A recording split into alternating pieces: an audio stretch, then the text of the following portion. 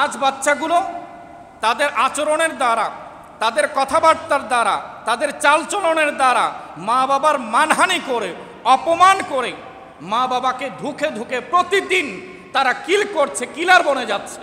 আজ বিভিন্ন প্ল্যাটফর্মে বহু সংখ্যক স্পিকার্সকে আমরা দেখতে পাই, বক্তারা বলে থাকে যে দেশের অবস্থা খারাপ।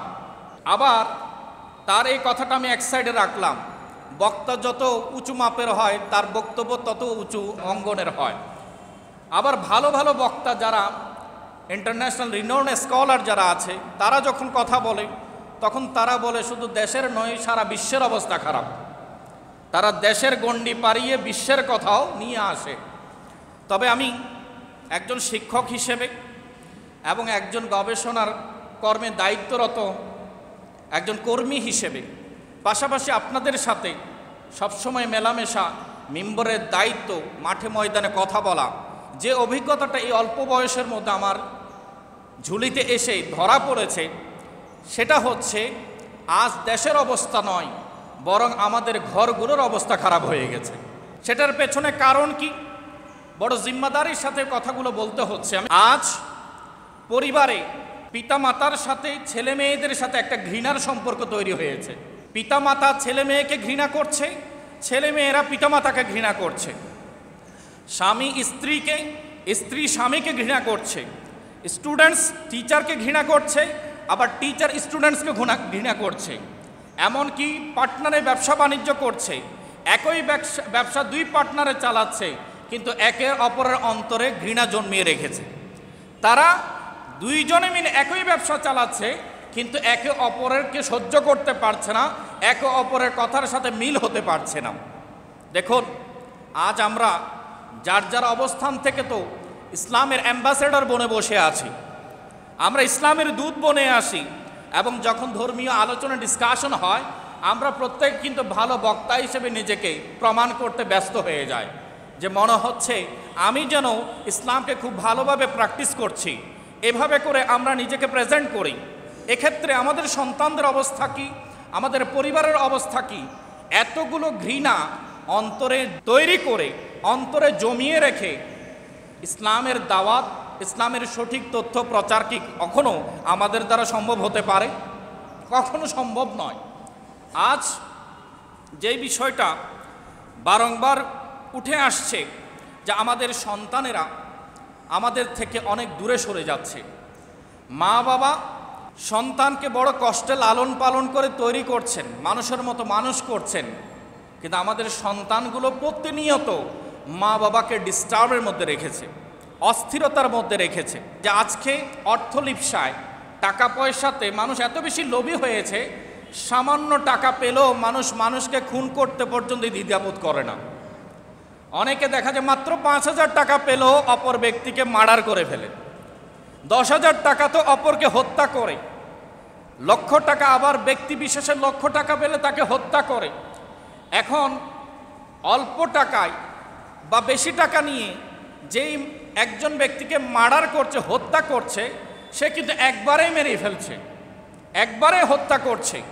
যদিও বা এই অপরাধ কর্মকে আমরা কখনো সমর্থন করি না, এবং আমাদের প্রশাসন আমাদের রাষ্ট্রীয় আইনের আওতায় এনে তাদের দৃষ্টান্তমূলক শাস্তি আমরা দাবি করছি, যাতে করে সমাজের শৃঙ্খলা বজায় থাকে এবং মানুষের মধ্যে মনুষ্যত্ববোধ জেগে ওঠে।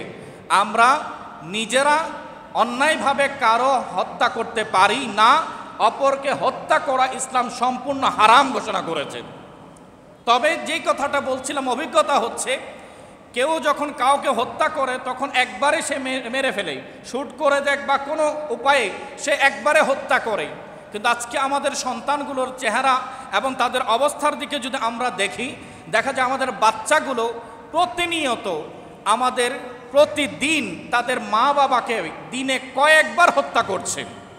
আজ বাচ্চাগুলো তাদের আচরণের দ্বারা, তাদের কথাবার্তার দ্বারা, তাদের চালচলনের দ্বারা মা বাবার মানহানি করে, অপমান করে মা বাবাকে ধুকে ধুকে প্রতিদিন তারা কিল করছে, কিলার বনে যাচ্ছে, অন্তর ভেঙে চুরমার হয়ে যাচ্ছে, চোখের পানি মুছার জন্য কাউকে খুঁজে পাচ্ছে না।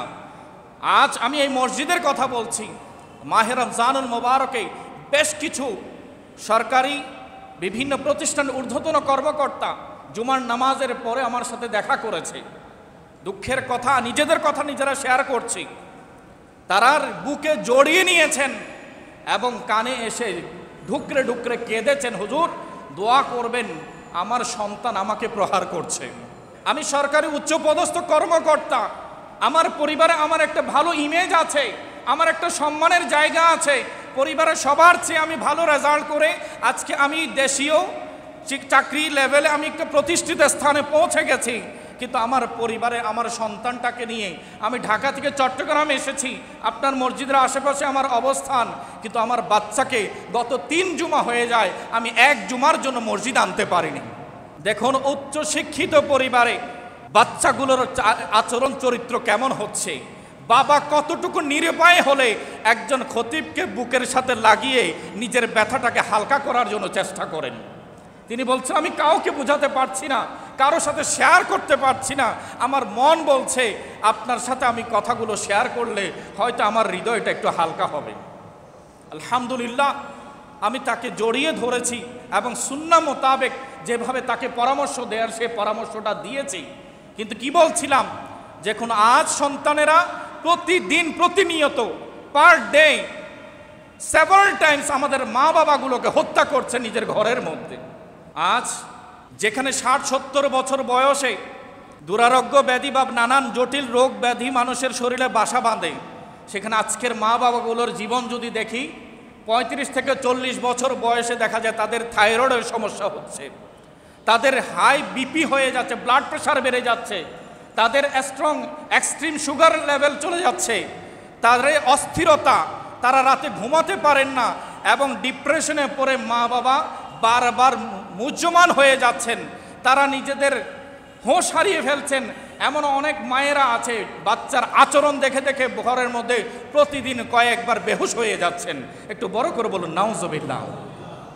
দেশের অবস্থা খারাপ নয়, আমাদের ঘরগুলোর অবস্থা বড় খারাপ হয়ে গেছে। দেশকে, সমাজকে, প্রশাসনকে আজ দোষারোপ করার সময় নেই, আজ নিজের পরিবারের দিকে নজর দেওয়ার সময় এসেছে। আজ আমার ঘরগুলোর অবস্থা, আমাদের বাচ্চাগুলোর অবস্থা কেমন হচ্ছে সেদিকে মনোযোগ দেওয়া উচিত।